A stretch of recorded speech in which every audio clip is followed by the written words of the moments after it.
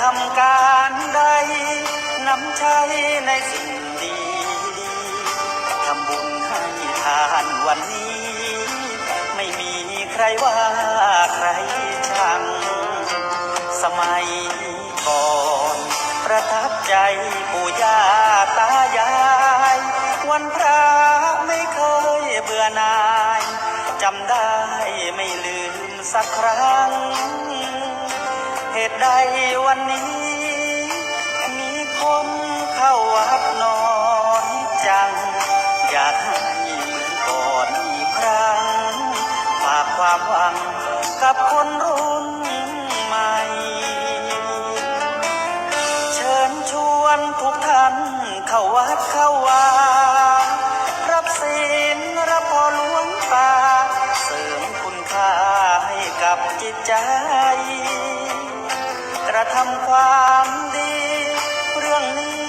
ไม่ต้องอายใครว่างจากการงานเมื่อใดเชิญชวนท่านไปทำบุญ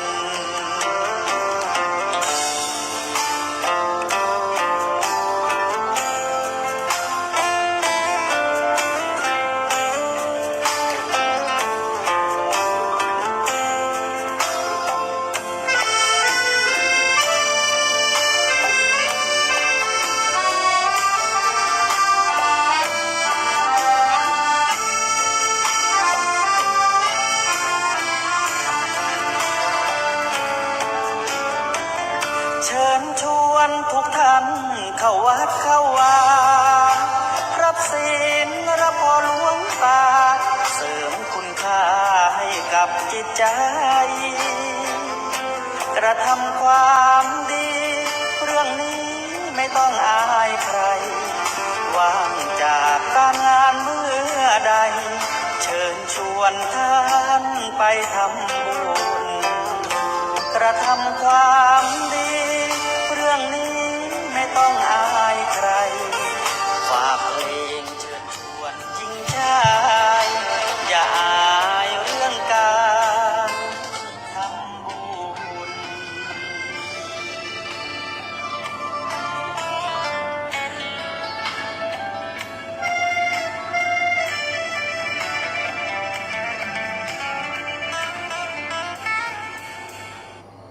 เชื่อมเร็วเชื่อมสวยเชื่อมสด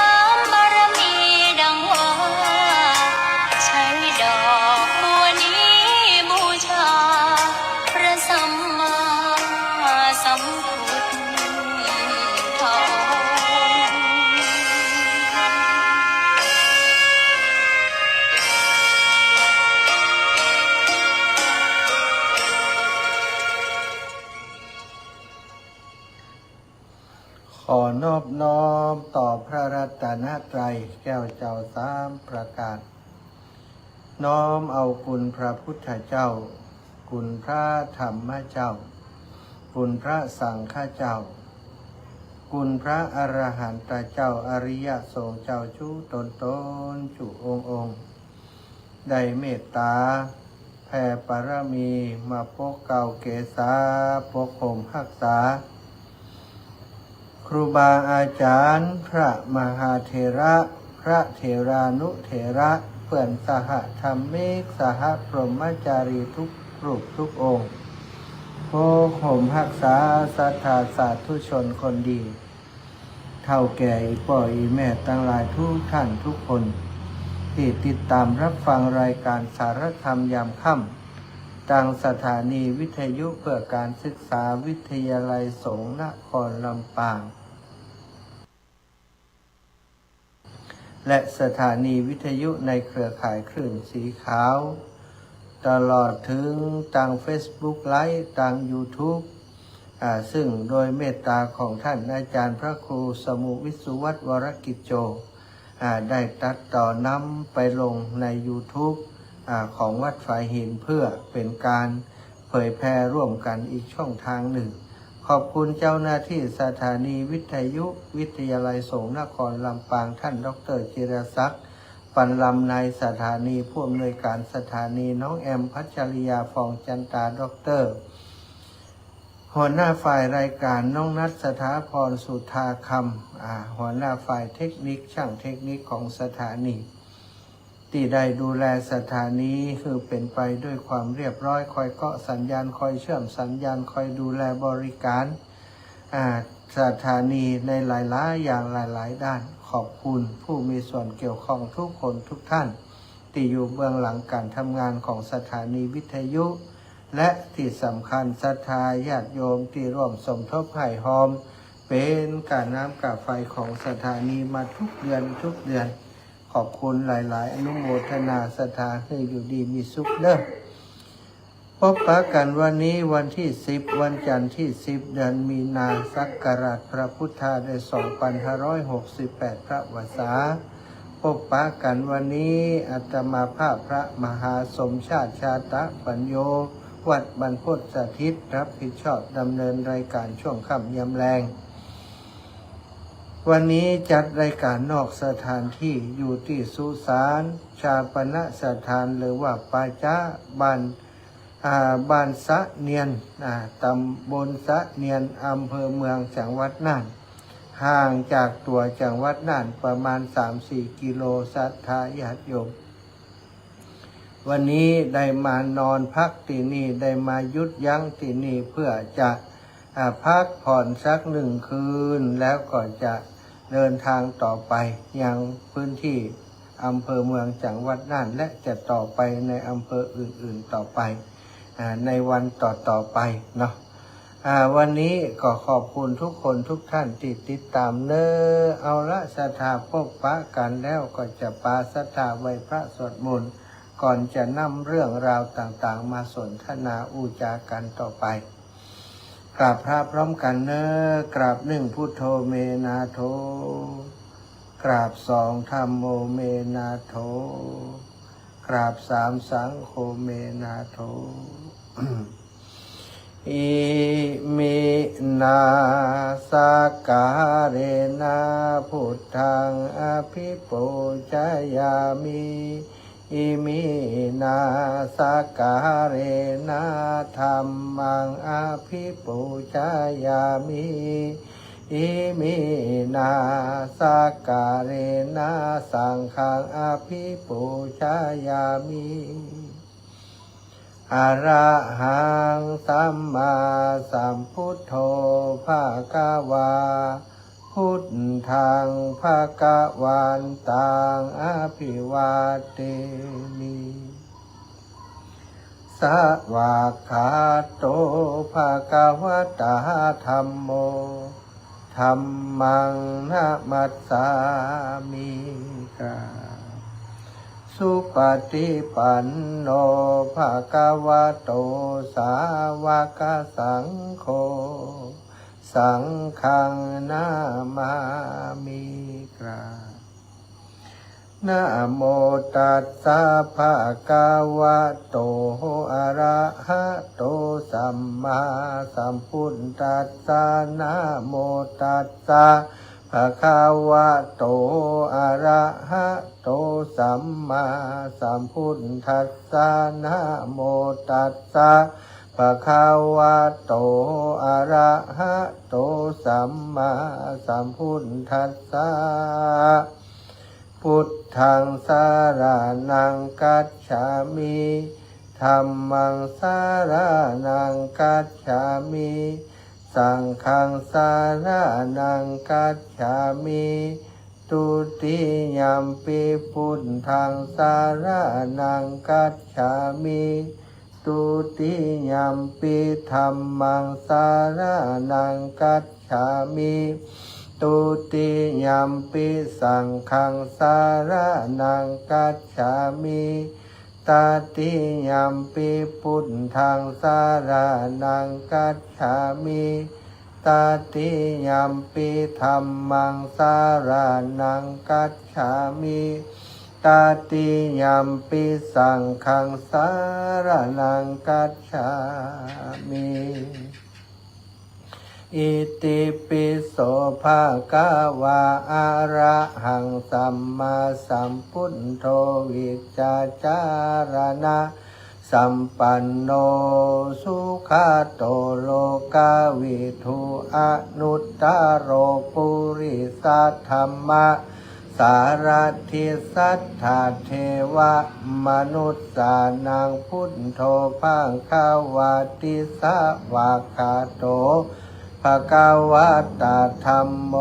สันทิฏฐิโกอากาลิโกเอหิ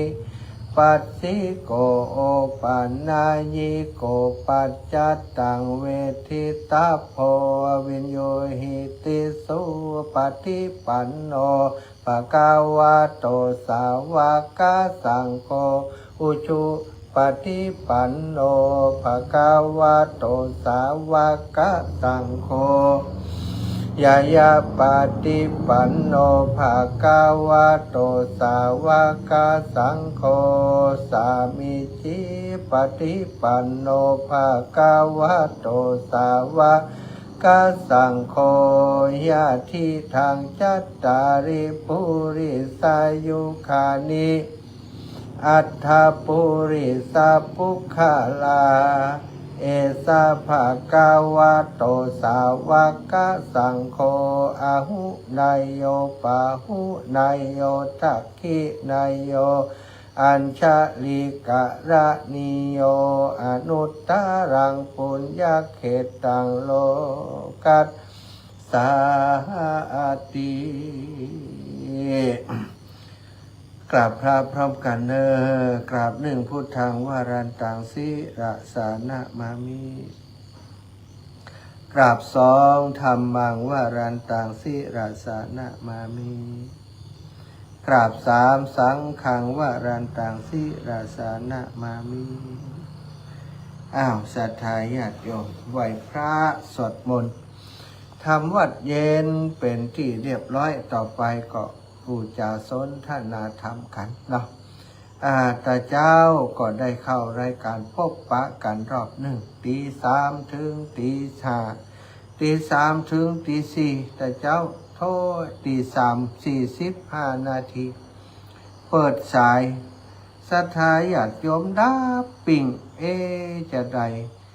เช็คในสถานีพอสถานีก็ช่อแซ่อาจารย์บัดได้เกาะสัญญาณกำกะเนาะไหลไปฟังเปิดสถานีตังไลตังลิงก์ของวิทยาลัยสงฆ์ก็ดังช่อแซ่ไปฟังของวัด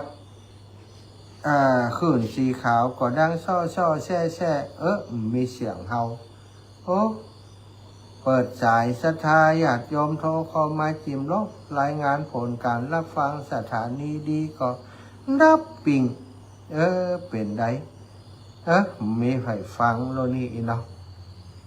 อูคนเดียวอย่างอีกำถาก้านะก็รับ ปิดไล่สดพักเลยพักเลยอีทก็อีทอ่อนก็อ่อนเขตตะรับครับตะนอนลุกมาชัดรายการโทรไฟกล่อมโทรมาโหแต่เจ้านี่เพราะฝ่ายและแม่ปราณีบ้านห้วยฮีโทรมา อาจารย์แต่เจ้าออกอยู่หนาวะวิทยุออกอยู่หนาอีแม่โทรหาท่านอาจารย์แต่เนอมันถึงติดวะสถาอย่างใดเปลี่ยนอย่างใดอย่างอ่านไปแม่สมบูรณ์บรรลัยศิลาทองก็ว่าอีแม่เต็กแต่กาตึ้มติดวะแปลกเปลี่ยนใดบ่ฮู้นอโทรศัพท์อาตมามันก็บ่ได้ปิดอย่างสักอย่างนะสถาบ่ได้ปิดโทรศัพท์บ่ได้ปิดระบบบ่ปิดไอ้อย่างมันน่ะก็ปกตินี่แต่ว่าบ่มีไผโทรมาเขาก็อู้คนเดียวก็ท่าใกล้เนาะแหมชั่วโมงหนึ่งตี 4ถึงตี 5ก็เลยมันจักใช่ครับปิดลับไปเลยกันแจ้งเจ้าศรัทธามาแจ้งว่าออกอยู่นะอาจารย์ท่านเปิ่นเกาะแล้วโลย ต้องขอกราบในเมตตาท่านอาจารย์พระครูอภิวัฒนวิกรมกราบสุมาอภัยจิตเตเก้ากับผมฟังจากลิงก์มันดังแล้วก็ศรัทธาก็ดับปิ้งถ้าจะโทษผมโทษศรัทธาเกินหนึ่งเนอะกะศรัทธาโทรมามันโทรกันมาโทรกันหลายๆก็ว่าโทรมาได้หมู่เนาะแม่ญาติโยมจากต่างเมืองน่านก็ว่าได้ยินอยู่อินนะอินดูตะแทนที่จะได้อู้แห่ง1 ชั่วโมงได้อู้ถึงจะมาเมืองน่านให้เปิดฟังเนาะก็เป็นอย่างซะทะแล้วไปละนะวันนี้ตั้งแต่ตื่นเจ้ามาท่านผู้ใหญ่บ้านวังยาวผู้ใหญ่บ้านสังเวียนเนาะบ้านวังยาวเข้าไปหาแต่เจ้าเลยเอากับข้าวกับป่าไปใส่บาตรซะทะตึงน้ำตึงกับข้าวรู้สึกว่าจะอย่างย้ำไก่เนี่ยนะอย่าง ย้ำก็แกงบันแน่ใจแต่ใกล้เคียงกันอย่างต้มส้มอย่างย้ำอย่าง เปิดเอากับข้าวไปถวายกว่าบ่ป้าอาจารย์กว่าว่าอาจารย์ออกไปแล้วป้าผมอีนะก็เลยเข้ามาหาที่นี่ก็เลยได้อู้กันแหมน้อยหนึ่งอู้ถามเปิ่นแหมกำแล้วใจท่านผู้ใหญ่ว่าอย่างไรถ้าอาจารย์จะตัดสินใจไปตั้งไปตั้งเวียงสาผมก็มาคิดสองใจสองข้อนะอาจารย์ ตั้งมันหมู่ค่อยดีปานใดแล้วก็มันก็ขึ้นดอยขึ้นเขาอยู่แล้วก็ห่างอันละเก่าอีน่ะมันจะไกลก็มันจะไปนานจะไกลน้อยอีหรอกแต่ไปเวียงสานี่ก็ถือว่าใกล้อยู่อาจารย์แต่ถ้าไปนานอาจารย์จะอ้อมไกลนะวะถ้าไปทางสายนี้มันมีหลายสายที่เป็นตั้งรัฐอาจารย์แกก็แนะนำตั้งรัฐ3-4ตั้งอาตมาว่าท่านรัฐแต่เนี่ยอาตมาก่อมรัฐเก่าเพราะว่ากลัวว่ามันเปลี่ยววันวังเวงมันมีคนถ้าเป็นอย่างมากมีไผหันนี่ ท่านผู้ใหญ่เก่าผมเก่าว่าอาจารย์ไปตั้งหลวงนี่เถอะอาจารย์ลองไปถามตำรวจแห่งกำก็แล้วกันเนอะว่าพอจะเดินได้ก็อย่างไรตำรวจอยู่สถานีบ้านพี่สถานีพี่อีกสถาชื่อพี่ตัวเดียวก็อย่างนู้เนาะชื่อของเปิ้นมันก็อ่านยากนะอาตมากว่าพิษกว่าพอกันนะบ้านพี่ก็ว่าสถานีพี่มได้พออีพี่มได้นี่นะเป็นพอกรรมแต่เจ้าถ่ายลูกไว้แล้วบ้านย่างสถานีตำรวจอย่างแต่จุดตรวจพี่หลวงเพิ่นมีพี่หลวงบ่รู้พี่ได้อย่างใดจุดตรวจพี่หลวงสถานีตำรวจภูธรบ้านหลวงจุดตรวจพี่หลวงนะเป็นจุดตรวจด่านสุดท้ายของสถานีตำรวจภูธรบ้านหลวงที่จะตรวจเกิดยาเสพติดดักขาขึ้นไปน่านดักขาเข้ามาอำเภอบ้านหลวงก็ไปเดินไปถึง ตีตำรวจอยู่หั่นประมาณ8 โมงปลายสักน้อยก็ได้ขออนุญาตตำรวจว่าอาจารย์ขออนุญาตพักนิจกรรมเนอะฉันเข้าชกรรมตอนพี่น้องตำรวจโอ้นิมนต์ครับอาจารย์นิมนต์เอาน้ำห้อนก็ครับล่ะกุลีกุจอมาดูแลอย่างดีเลยก็เลยบอกตำรวจว่าตำรวจเพิ่นถามอาจารย์มาจากไหนอย่างไรโอ้มาจากลำปางเดินธุดงค์มาจากลำปางจะไปเมืองน่านจะไปเมืองน่านกะโอ้อาจารย์ถนนสายนี้มันเปรียวนะมันไก่เนอะ มันขึ้นลิงอย่างเดียวโอ้คือกำลังใจดีขนาดตำรวจมันเปรียวอาจารย์ออกจากหมู่บ้านนี้ไปแล้วก็มีบ้านคนแล้วนะครับขึ้นดอยอย่างเดียวละขึ้นดอยแบบมีบ้านคนมีสวนเปิ่นพ่องต่อจากนั้นก็จะเป็นป่าอาจารย์ถ้าอาจารย์จะไปสายนี้นี่พกข้าวพกน้ำไปด้วยหลายๆเถอะครับมันพุ่นอาจารย์จะได้ไปนอนบนดอยพุ่นว่ามันช่วงนี้ก็ไฟไหม้เห็นนะผมบอกใครแนะนำให้ไปกลางเพศพระธุดงค์มานี่ผมบอกให้เปิดขึ้นรถไปหมดอันตรายอาจารย์ว่าไปเดินเอาตั้ง2 แควพุ่นจะดีกว่าแถวนี้มันถึงมีบ้านคนที่จะเสาะว่าหากินได้นะมีข้าวมีน้ำยังมันถึงมีเขาขายของเพราะมีคนอาจารย์ว่าก็เลยว่าอย่างใดดี ถ้าอาจารย์จะไปนี่มันจะมีรถอย่างใดจำนวนบัดเดี๋ยวนี้รถมัน8 โมงเกินจะมีกันนะอาจารย์รถที่ประจำทางเป็นรถ4 ล้อเดี๋ยวกี่โมงแล้วพอจะเกินแล้วครับเห็น5 นาทีถ้า5 นาทีไปตันอย่างอาจารย์จะฉันเข้าอยู่ลูกเอาอย่างอาจารย์เดี๋ยวผมบอกอาจารย์ฉันเข้าเรียบร้อยอาจารย์จะเดินทางแล้วบอกผมเดี๋ยวผมจะโบกรถฝากดีนะถ้าฝากอาจารย์ขอนั่งตั้งหลังเรื่องขอพอตังกำลัง ขอนั่งตั้งหลังพอตังมันจะกำเป็นได้แต่เนาะมันจะกันดานอย่างใดขอพอนั่งตั้งหลังเด้อถ้าโบกบอกขอจิมอาจารย์มานั่งหน้านะนั่งหลังนะเอาเป็นรถปิกอัพเด้อเนาะบอกให้เปิดฉันเข้าฉันอย่างเรียบร้อยเอากับเข้ากับป๋า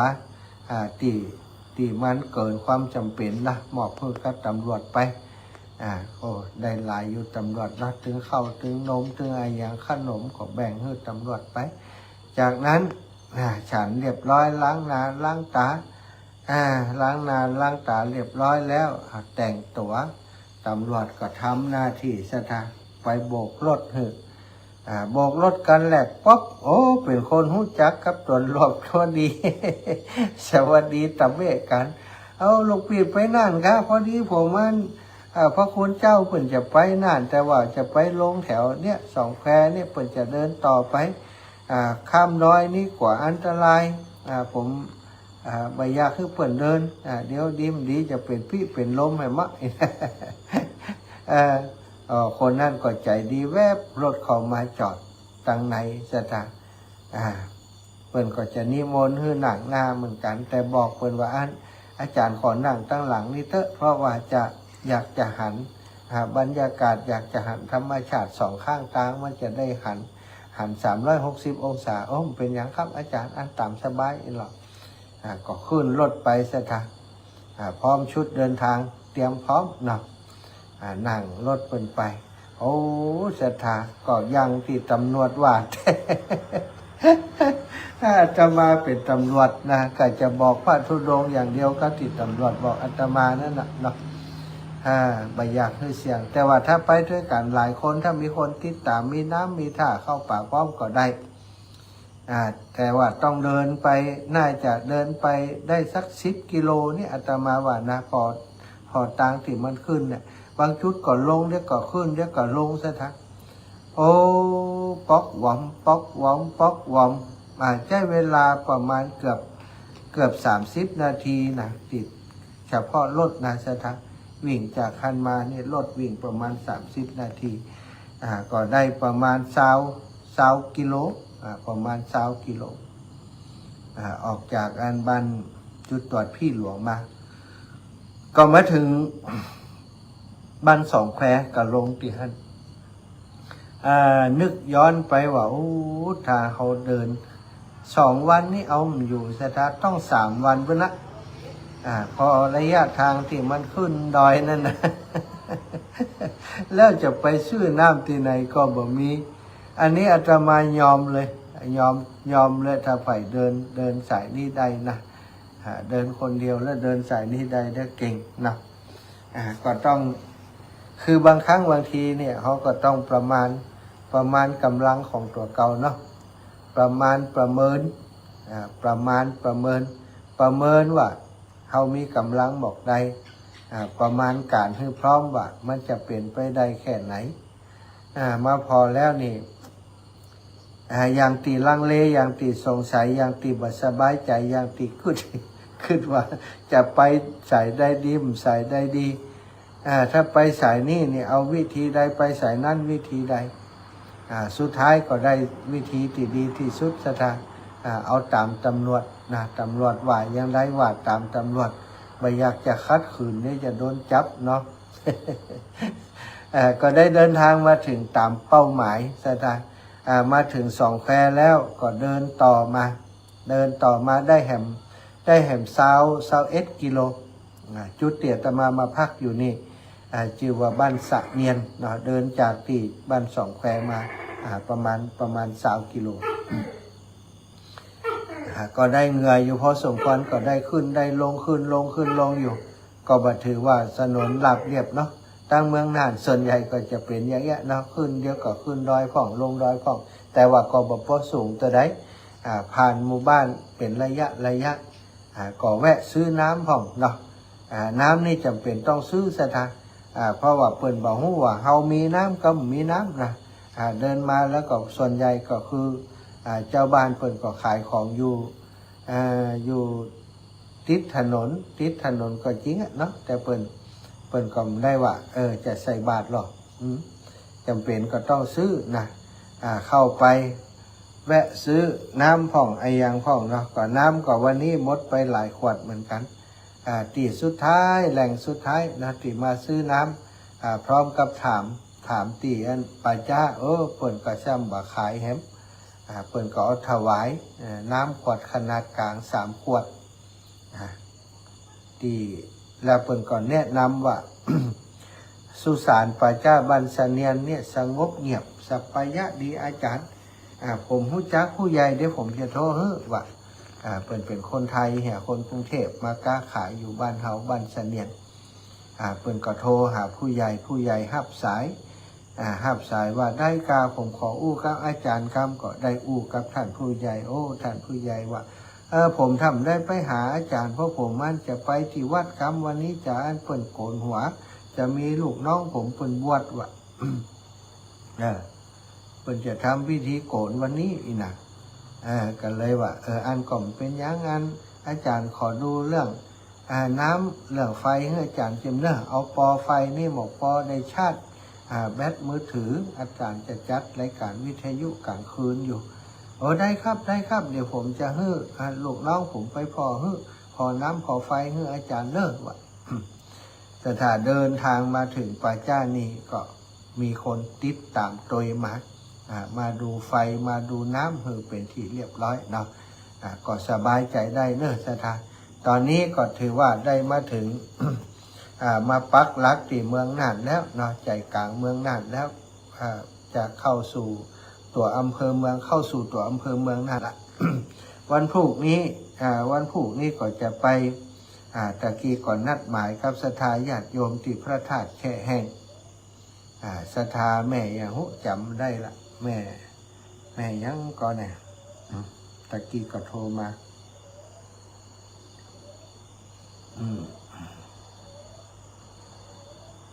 โยมแม่สีแพรพี่พาบ้านกอดแก้วภูเพียงพระธาตุแช่แห้งนะ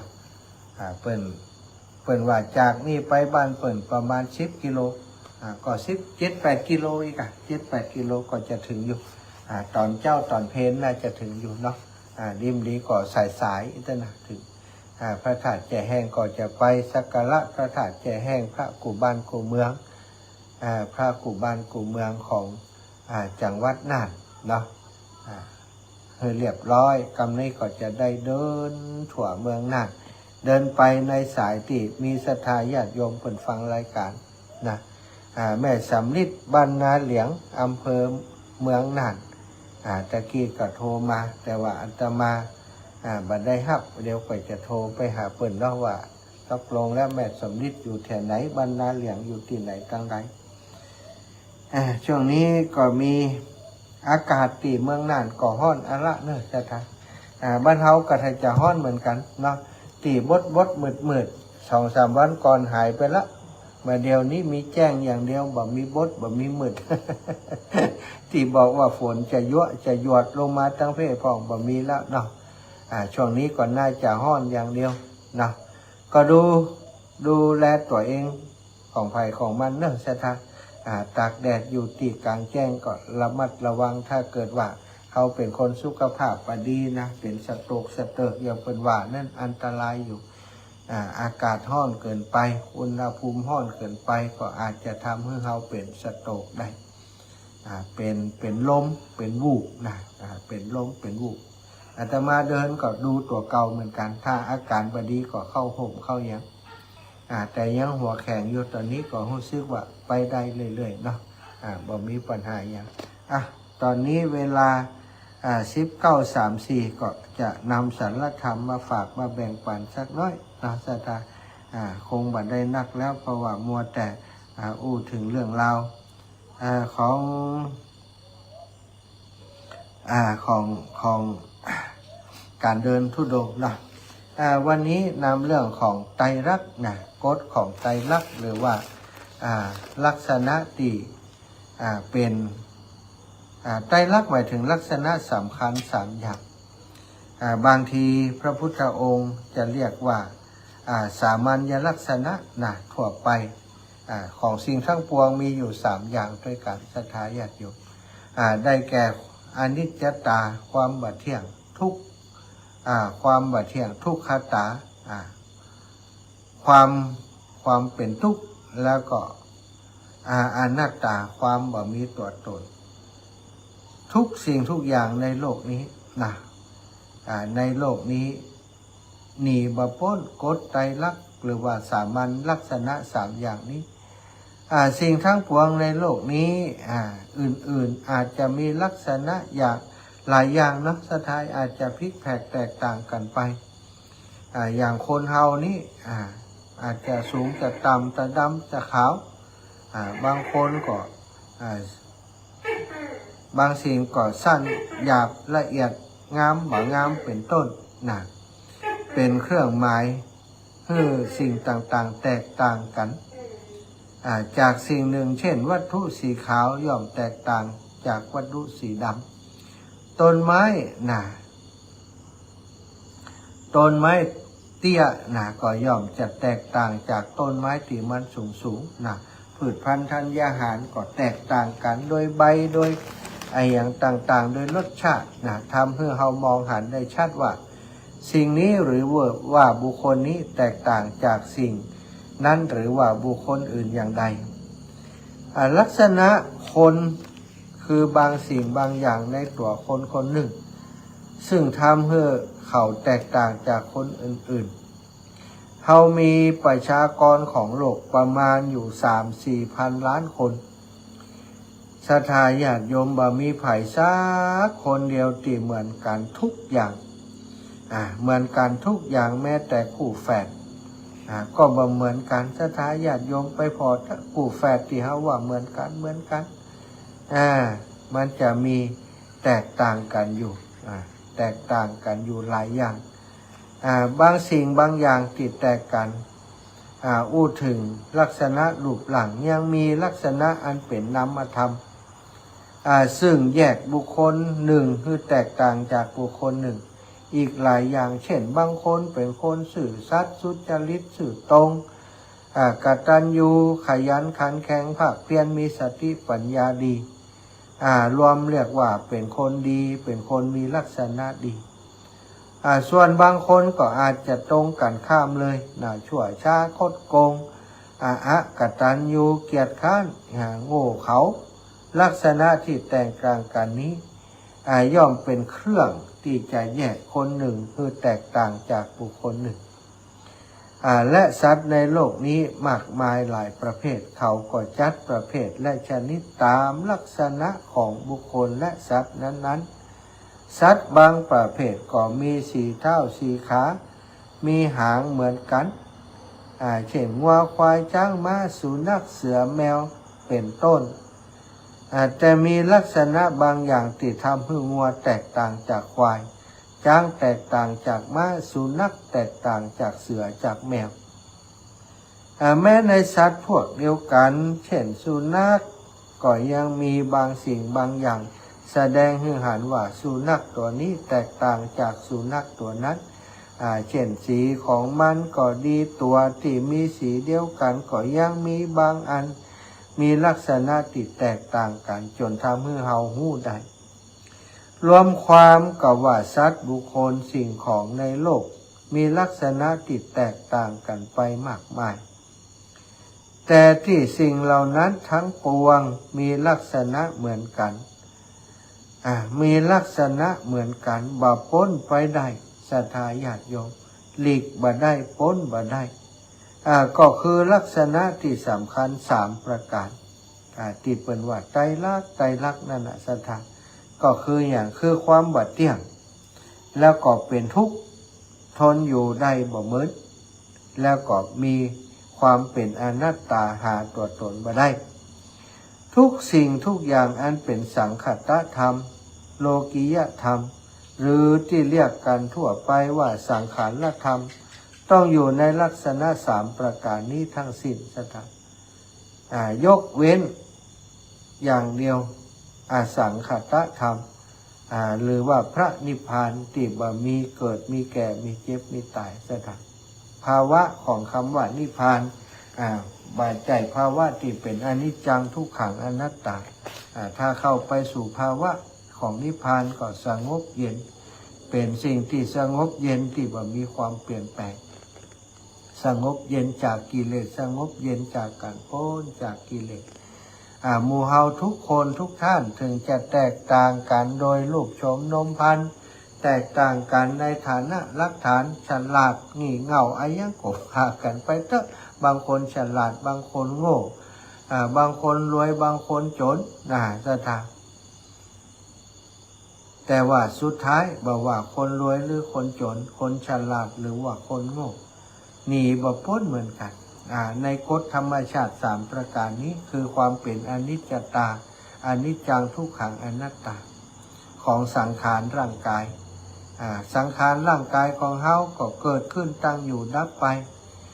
ความรู้สึกต่างๆที่เป็นรูปธรรมเป็นนามธรรมต่างๆศรัทธาความโลภความโกรธความหลงที่เกิดขึ้นในจิตของเฮาก็เป็นภาวะเช่นเดียวกันมันก็เกิดขึ้นตั้งอยู่ดับไปเกิดขึ้นได้บ่เหมือนเป็นอนิจจังบ่เที่ยงทนอยู่ได้บ่เหมือนเรียกว่าเป็นทุกข์ศรัทธาแล้วก็เป็นภาวะที่หาตัวตนบ่ได้หาตัวตนบ่ได้อย่างมนุษย์คนเฮาศรัทธาญาติโยม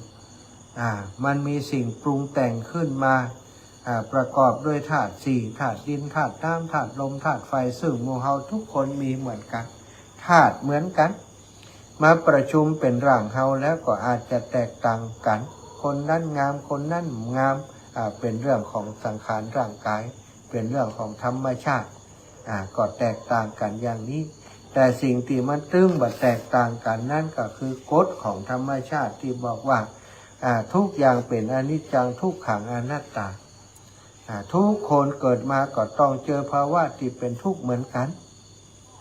เปิ้นก็ทุกข์เฮาก็ทุกข์มีความหาตัวตนบ่ได้เหมือนกันศรัทธาญาติโยมตาหันหูเกิดจักษุวิญญาณ3อย่าง3ประการเปิ้นฮ้องว่าผัสสะเมื่อผัสสะเกิดขึ้นก็มีอุปทานเข้าไปยึดถือตัวกูของกูเข้าไปยึดถือปุ๊บก็เกิดภาวะที่เปิ้นเรียกว่าอนิจจังทุกขังอนัตตาเกิดขึ้นเลยเจริญพรจังเมืองฝางอย่างใดจ๊ะได้ยินกะว่าโทสุมะ จัดรายการลำปางอยู่นะ ขอโทษเจ้า อูได้อยู่ว่าไป นอนที่ไหนพักที่ไหนวันนี้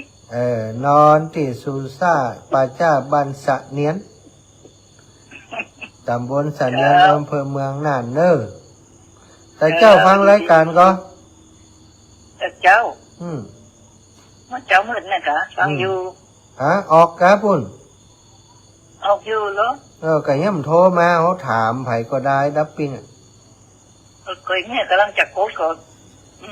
มาตันท่านจะกลับมาประจันตุลูกจะกลับลุง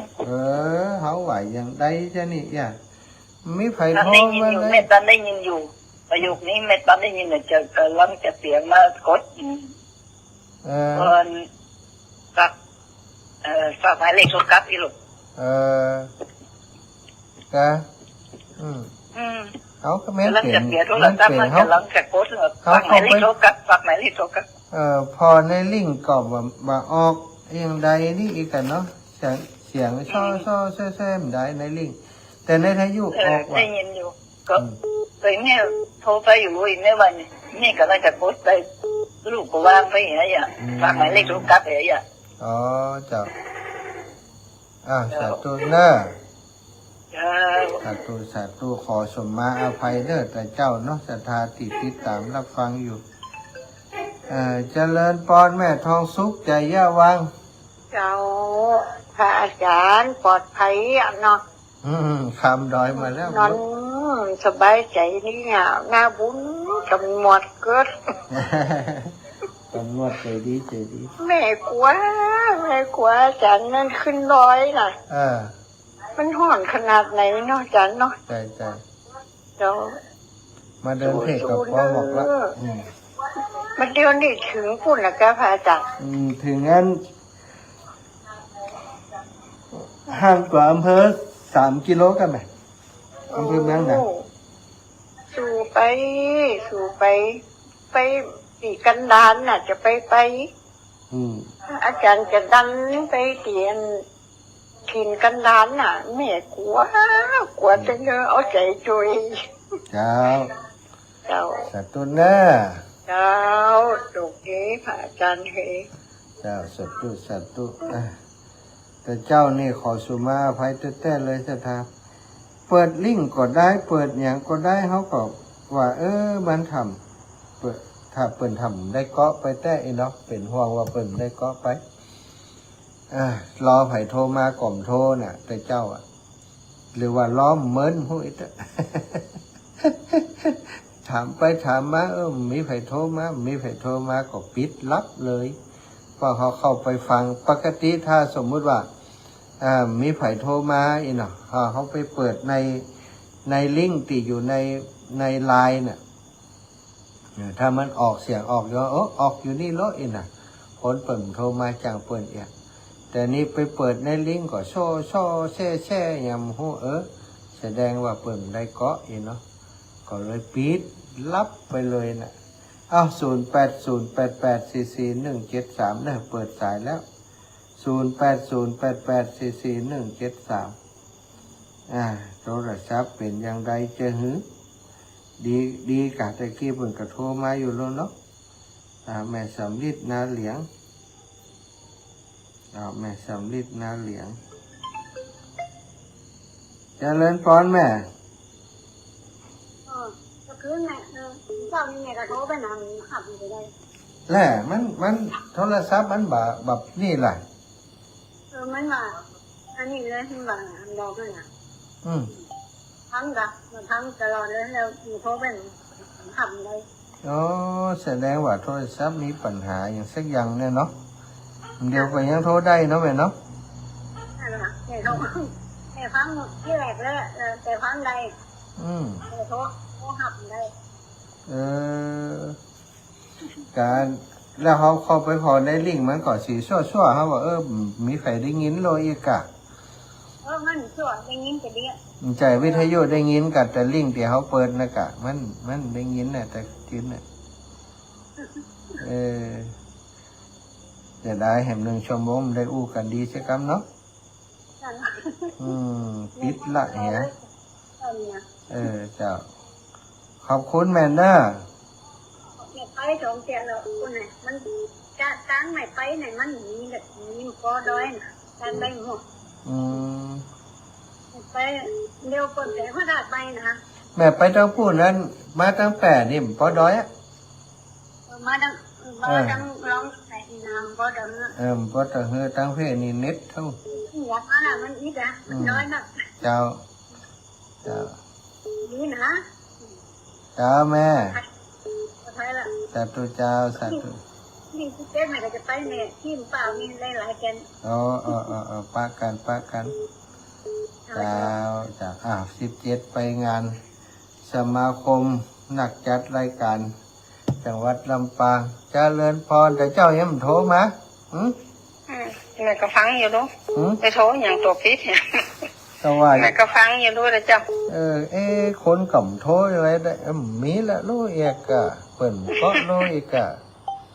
ไปโทรจะได้มีคิวนอนตัวให้แม่เปิดวิทยุเสียงน้อยดังแอบแม่เขากันนั้นตื่นมาก็นอนก่อนนอนมันจะเข็นรับดีอะนอนคมตารับแต่ว่าตะวาที่เดินขึ้นเขาที่เอาผ้าเหลืองไปตาก ปาดเท้านะ ปาดเท้าเป็นนะ ถ้าวันนี้นี่ถ้าสำนักเลยวันนี้นะถ้าเดินนะถ้าฝืนตำรวจนะแม่บอกว่าดูเลยจะห่อนแกพอฟ้าเปี้ยมดเทเนาะลวดเลยลวดปาดเท้าแล้วก็ไฟว่าได้จังมันจะอีกอะห่อนแต่วันเขาก็ห่อนลูกหลายวันนี้ก็ห่อนกัดขนาดไหนวันนี้ก็ได้เช้ากว่ากิโลก็แล้วมาจาก2 แพร่เลยกะตีมันมีคนเขาก็หนังรถไปส่งกันกับไฟจะได้บังคับเขาด้วยแม่น่ะมันโหดลำไปไงถ้ามันโหดในใดกะมีคนเกิดเขาไปเ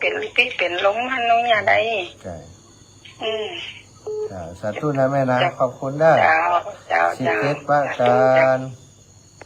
จ้ะเจริญพรยายพรแต่เจ้ายังโทรมาฮะ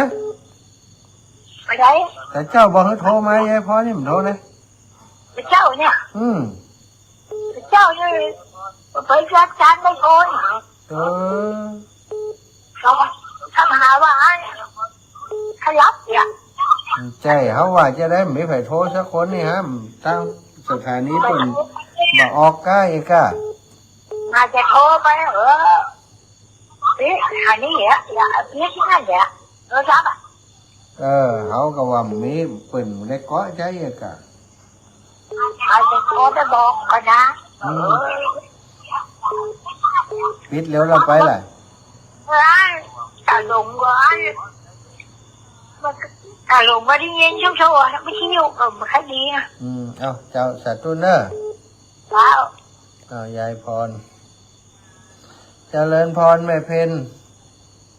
ต้องการเจ้าพระอาจารย์เจ้าสุนานแล้วนะเนาะเจ้าอีแม่เดินทางเป็นไรของอิดฮอนหม่อนหม่อนยังไงหม่อนฮอนครับสู้ในตัดสินใจไปแล้วธรรมดาเจ้าเนาะมันธรรมดาแล้วมันไม่ธรรมดาเลยอ่ะเจ้าธรรมดาเจ้าสู้เจ้าสาธุเจ้าสาธุแม่แม่เต่าวังยาวเจริญพรแม่เจ้าแต่เจ้าฟังรายการกะเจ้าไปได้พังเนี่ยไปอันอยู่อันลูกเปิดวิทยุผมมีเลยแหละละปุ้นก็มีเลยเราไม่เอากันเอาอันวิทยุเลยไปเปิดเจ้าแม่ได้พังก็ลูกแต่ก็มันเด็ดอยู่ไหนก็เข้านานนะคะเข้านานแม่บ้านเสนียนตำบลเสนียนเมืองน่านเจ้ามีฝนมีลมก็แหละมีแม่เจ้ามีแต่ห้อนเนี่ยบ้านเขาก็ห้อนห้อนจะอันหนีบได้ห้อนเนี่ยห้อนตัวแม่ใจเต้นใช่ห้อนดีแล้วใจจุ่มใจเย็นไม่รู้สึกแต่ตัวเน้อแม่เจ้าทู เจริญพร นมัสการครับผมแฟนฟันแท้ครับ จ้าสาธุ โอ้แต่เจ้าท่านบ่ได้เปิดนี่ครับเนาะ แฮมเปิดยังได้ บ่เปิดมือถือเนี่ยการมันโทรบัติดเลยครับเนาะ เปิดอยู่ งาน มันจะได้ ข้อ เขา ควา กั ม บ ไว้ เขาผมเข้าใจ ฝา มั ก น ข้ เป็ อน ความไว้ครับเนาะได้แค่เนี้ย มีปัญหาที่โทรศัพท์เนาะ น่ากา เขาว่านักปิ้ง ผม เนี่ย ฟัง มีไผ ตั้งแต่43แล้วครับเนาะ เขาว่ามีไผฟังแล้วนี่กะ ยังกาผมวัดปลายหินเสียงดังฟังชัดเลยครับเนาะ โอ้เสียดายแหมชั่วโมงก่อนน่ะ ครับเนาะ มีไผฟังนักนี่เลยกะ ลงขึ้นดอยนะขอติดรถเปิ้ลรถแมวก็ได้เรามานั่งรถแมวก็ได้เราครั สา บ ธุ ครับนมัสการครับ เจริญพร แม่วินนาจารา ไม่หวินหรอก แม่อย่างนี้ ท่านนั่นลืมลูก แม่พัดโซนี่ เจ้าไม่ฟัดเนี่ย นาจารานึกว่าแม่วินไปไหน อยู่บ้านนะก้ามไปไหนดู ดูเจ้าแม่โทรหมายเลขทุกครับ มันเป็นอย่างโทรศัพท์เขาเนาะ เกมเป็นยังไงอยากหมายเลขทุกครับ มันจะได้มันภาพอ่ะ จะได้หำห้าไป เขาก็ว่ามีใครฟังนู่นนี่อีกอ่ะ ฟังกายแล้วพระอาจารย์เนี่ยก็แน่นอีก อยู่นั่นเนี่ย ฮอนปอดเนาะฮอนปอดอ่ะ ห้อนกันเลย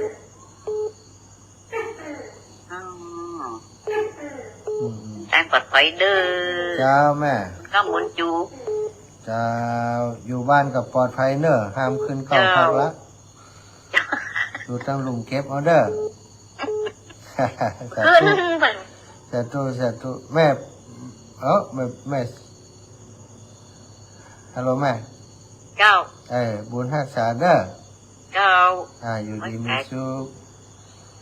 เจริญปอนศรัทธาญาติโยมทุกคนทุกท่านแต่เจ้านี่ขอสุมาอภัยแท้ๆเนาะเนื่องจากว่าเช็คแล้วนะว่ามัน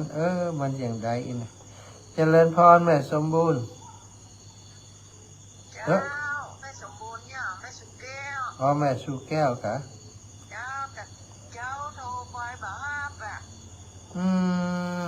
มันจะได้ไหมโทรศัพท์มีอย่างโทรศัพท์มีปัญหาติดตัวเพ่เนาะ มันมีพลอยฟังไก่พักผ่อนนะเว้ยท่านมาหาว่าแม่ชุกเกี้ยวติดแต่วันนี้ยังแฟนน้อยแต่ได้ขึ้นรถตำรวจเพิ่งเกิดโลดทือเนาะ ตำรวจว่าถ้าอาจารย์เดินนี่ตายแน่อีวะต้องเอาน้ำไปเป็นถังก็เลยวะ เจ้าแม่ชุกเกี้ยวว่าวันนั้นกับสองบ้านี่แดงปะลึงจะไปเข้านักขึ้นดอยห้อยมันนักเจ้าแม่บอกเอาไปตัวเด้อก็บ่มีน้ำดื่มแบบมาใช่จะติดตามอยู่เด้อสาธุเจ้าแม่เกือบจะได้เดือนแล้วนะได้วันนี้แล้วนะเช้าแล้วกะแต่เจ้าท่านพระมหาว่าได้วันที่10วันนี้มันจะแม่น10วันนะจ๊ะวันที่19นี่ได้เดือนแล้วแน่เจ้าสาธุเจ้ากลับไว้สาเด้อสาธุนะเจ้านะเจ้าเจริญพรแม่แม่วินกันเจ้ากลับไว้สาเด้อเจ้าไว้สาพระอาจารย์เสียวน้อยเดียวมันได้โทรมาแล้วนี่เจ้าก็โทรหาพระอาจารย์ดูเนี่ยกะเขาว่ามีใครฟังเขารับเนอะอีกอะฟังจะได้หลายลูกฟังอยู่เนอะฟังตัวเมียตี 3 ตี 4แล้วแล้วเขาเปิดสายแล้วพอมตลอดนะพระอาจารย์ต้องมีใครโทรตลอด แล้ว เป็นอย่างพระอาจารย์ไปแห่พ่อให้แม่เป็นอย่างดึงจุกดีนะพระอาจารย์ เจ้าแม่ เกี่ยวเตอ เจ้า เดี๋ยวปะแม่ตั้งแน่ปะพ่อตั้งแน่สบายใจดีพระอาจารย์ เจ้าอีแม่ อืม กลับไปจะไปเป็นกินแกงพักละเด้อ เจ้าก าหดน้ำไว้ดีๆสาธุแม่ ส่งแม่ประทาดวันที่13นี้แล้ว โอ้ดีดี มีงานตึงวันพระอาจารย์ นะอยู่บ้าน งานถึง ก็ วัน มี นี้ งาน ก็มี ทุกวันเนาะนะอืม ซึ่งมันมีเวลาว่างเลยอ่ะ โอ้ย อืม จ้าสาธุนะแม่นะ เจ้า สาธุค่ะเจริญพรเอ้าไผหายไปเหียหึของใครหายไปแม่สมศรีแม่บัวขี้ครับโปแม่สมศรีโทรมาใหม่เด้อแม่สมศรีเจริญพรแม่ เจ้าไว้แต่เจ้าพาน จ้าแม่ เอาถ้าบอกขึ้นรถน่ะนั่งให้เลยแม่น่ะติดตามตลอดเวลา อืม ให้เลย อืม ไม่เชื่อว่าเรื่องนี้เนาะ อืมเอ โอ้ อ คนว่าท่านว่าเนี่ยขึ้นรถนะเอาบุญมาพาสถาญาติโยมเนาะเดี๋ยวดีเจ็ดพระกัน เจ้าแม่ปาการปาการ เจ้าเจ้า สาธุจ้าสาธุ สาธุสาธุ โอ้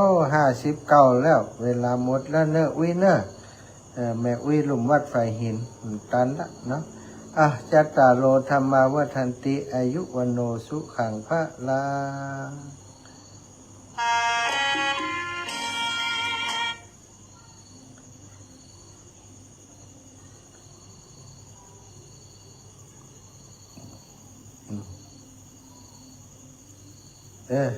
สอนเข้ามา